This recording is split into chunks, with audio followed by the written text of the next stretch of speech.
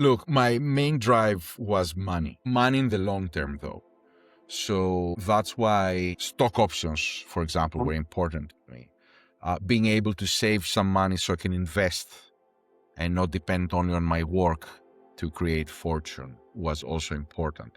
So, I mean, to be realistic, you couldn't get a GM role without a decent or good salary, and you couldn't get a very role with good money. But in that extreme, I would go for the upside. There are two things that you mentioned that I think worth sharing about me. The one has to do with why all these things were happening, and the fact that I grew in a certain way.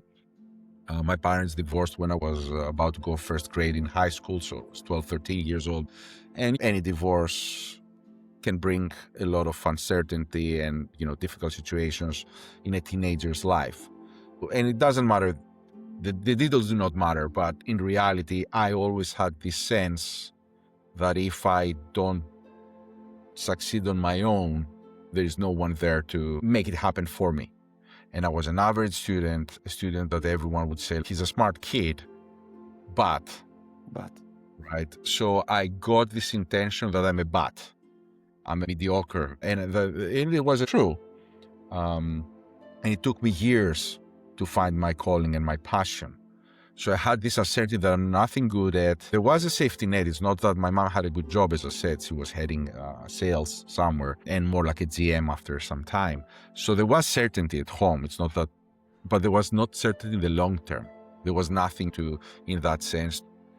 I didn't have a job to be hired by my family or a big network where I could do things. So I knew that I had to build something by myself.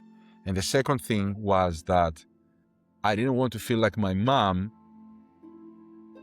that if I lose my job, then how I'm gonna not feed my kid immediately, but how I'm gonna find another job, how I'm gonna support, how I'm gonna afford a lifestyle that is a normal lifestyle, nothing extraordinary. So these two things shaped the George in the age of 15. Then, if you can recall, there was the golden age of the stock market, of the Olympics, of everything. So then as a teenager and young adult, I saw the extreme, and that shaped the reality of this is life and everything should be easy and people are throwing money at you. And I couldn't understand because we didn't have that in my family, in my environment. So these two things made me very driven and made me feel that I need the title, I need the money, I need to work really hard, I need to prove to myself, to everyone else, and to be the best. Because I love go-karts and Formula One, I was thinking that I'm like a Formula One driver. I need to do the same lap every time in the limit, being the best in a very competitive environment. And that made me thrive or do as good as I could at any given time. But that was the dream of the 15 and the 25-year-old George. Maybe the 35 too, but after 40, it started not being the dream. And this is where I think it makes sense to further expand the third act now. Because when I went to Workable, I was 35, 36. Actually, it's almost 10 years ago. Something like that, 2016, September. So for almost biggest part of that decade, I loved it. It was great. It was the best thing professionally could do, because after Workable, I went to Toggle, which is an Estonian time tracking and productivity solution software company, fully remote before remote was even a thing.